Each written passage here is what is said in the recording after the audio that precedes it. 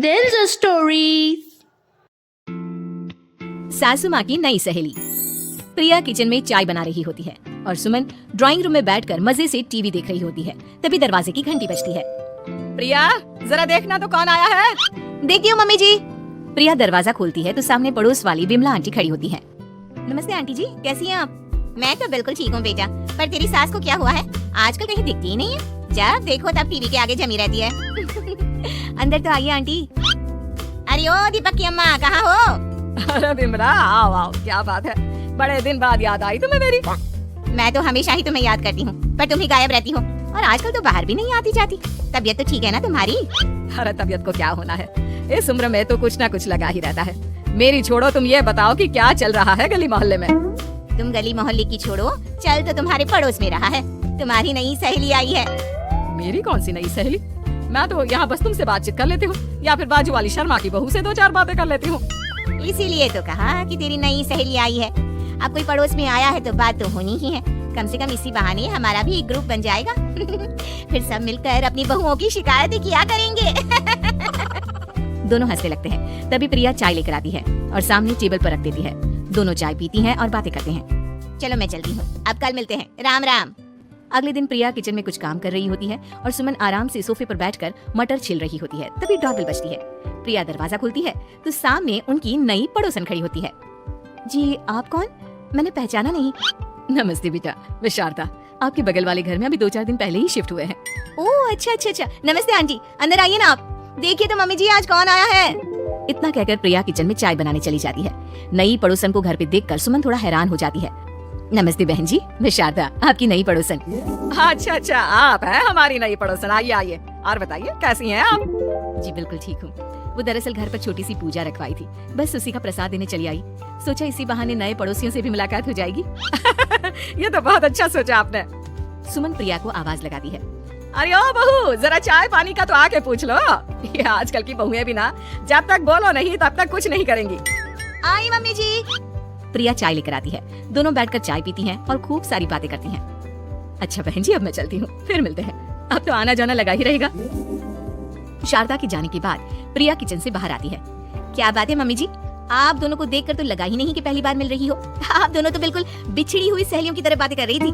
अरे जब दो औरतें मिल जाती है ना, तो बातें अपने आप ही निकल आती है। अब तू अपने काम पर ध्यान दे, बातों पे नहीं। ऐसे ही कुछ दिन बीत जाते हैं। अब सुमन और शारदा अच्छी सहेलियां बन गई होती हैं। दोनों एक साथ मंदिर जाती, मार्केट जाती और कभी कभी तो विमला भी इनके साथ मिलकर खूब हंसी ठिठोली करती। एक शाम तीनों बैठकर सुमन के घर पर चाय पी रही होती हैं कि तभी बहुत तेज बारिश शुरू हो जाती है। सुमन जोर से प्रिया को आवाज लगाती है। प्रिया, ओ प्रिया, देख कितनी तेज बारिश हो रही है। जाके छत से सारे कपड़े ले आ, नहीं तो सब भीग जाएंगे। सुमन 2 बार आवाज लगाती है लेकिन प्रिया का कोई जवाब नहीं आता। शायद प्रिया कुछ काम कर रही है, इसीलिए कुछ जवाब नहीं दे रही। अरे काहे का काम, आराम फरमा रही होगी महारानी। तभी प्रिया बीमार हालत में अपने कमरे से बाहर निकलती है। हाँ मम्मी जी, क्या हुआ? मेरी तबीयत थोड़ी ठीक नहीं है ना, इसलिए आग लग गई। अरे सारे कपड़े भीग गए और तुझे सोने से फुर्सत नहीं है। सबके सामने सुमन के मुंह से ऐसी बातें सुनकर प्रिया उदास हो जाती है और छत से कपड़े उतारने चली जाती है। सुमन, ये क्या बात हुई? प्रिया ने बताया ना कि उसकी तबीयत ठीक नहीं, इसलिए उसकी आंख लग गई। तुम भी ना खामखा उसे सबके सामने सुना दिया। अरे आप नहीं जानती शारदा जी, कुछ बहुएं ना बहुत आलसी होती है, घर का एक काम नहीं करना चाहती। ऐसा नहीं है सुमन, तुम्हारी बहू तो बहुत प्यारी है, तुम्हारी सारी बात भी तो मानती है। हाँ सुमन, तुम प्रिया के बारे में ऐसा क्यों सोचती हो? मेरी भी 2 बहुएं हैं, लेकिन मैं उन्हें अपनी बेटियों की तरह रखती हूँ। आखिर वो भी तो किसी की बेटियां ही है ना।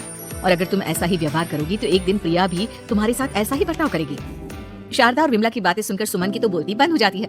वहीं प्रिया भी बाहर से सारी बातें सुन रही होती है। अरे मैं कोई उसकी दुश्मन थोड़ी ना हूँ, मैं भी उसकी माँ हूँ, लेकिन कभी कभी सास बनना पड़ता है, नहीं तो बहुएं हाथ से निकल जाती है।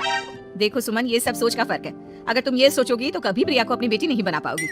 इतना कहकर शारदा और विमला वहाँ से चली जाती हैं और सुमन अकेले बैठकर उनकी बातें सोचने लगती है।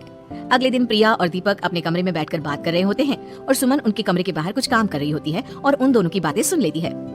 दीपक, तुम्हें पता है हमारे पड़ोस में जो शारदा आंटी है ना, बहुत अच्छी हैं। अच्छा, ऐसा क्या हो गया जो तुम्हें वो इतनी अच्छी लगने लग गई? कुछ खास नहीं, बस कल जब मम्मी जी मुझे सबके सामने सुना रही थी तो शारदा आंटी ने मेरा साथ दिया। मैं तो सच में हैरान ही रह गई थी जब उन्होंने मम्मी जी को मुझसे ऐसा बर्ताव करने के लिए मना किया। अच्छा, फिर क्या हुआ? होना क्या था, शारदा आंटी तो मम्मी जी को समझा ही रही थी कि बहू को भी बेटी की तरह ही रखना चाहिए, लेकिन मम्मी जी तो मम्मी जी है ना, उन्हें तो मुझ में हमेशा कमी ही दिखती है। काश मुझे भी शारदा आंटी जैसी सास मिली होती जो मुझे भी अपनी बेटी जैसी समझती। सुमन ये सब सुनकर बहुत उदास हो जाती है और वहाँ से चली जाती है। प्रिया की बातें सुमन के कानों में बार बार गूंज रही थी। उसे बहुत शर्मिंदगी महसूस हो रही थी कि उसने प्रिया के साथ बहुत गलत किया है। अगले दिन सुमन शारदा और विमला को बुलाती है। क्या बात है सुमन, आज तूने ऐसे अचानक क्यों बुलाया? सब ठीक तो है ना? हाँ हाँ सब ठीक है, तुम दोनों बैठो तो सही। तब तक दीपक और उसके पापा भी आ जाते हैं। प्रिया तुम भी आ जाओ। क्या हुआ मम्मी जी, आपने बुलाया? हाँ प्रिया बेटा, मैं आज सबके सामने तुमसे माफी मांगना चाहती हूँ। मैंने आज तक तुम्हारे साथ बहुत बुरा व्यवहार किया है, लेकिन तुमने कभी भी मेरे साथ बुरा बर्ताव नहीं किया। मुझे अपनी गलती का एहसास हो गया है, हो सके तो मुझे माफ कर देना। प्रिया अपनी सास की बातें सुनकर हैरान हो जाती है। उसकी आंखों में आंसू आ जाते हैं। प्लीज मम्मी जी, आप मुझसे माफी मत मांगिए, मैं भी आपकी बेटी ही हूँ। वैसे एक थैंक यू तो मेरी नई सहेली को भी बनता है, जिसकी वजह से मुझे मेरी गलती का एहसास हुआ।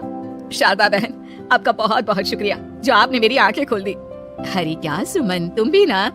तो फिर इसी बात पर चाय और पकौड़े हो जाए। हाँ हाँ क्यों नहीं।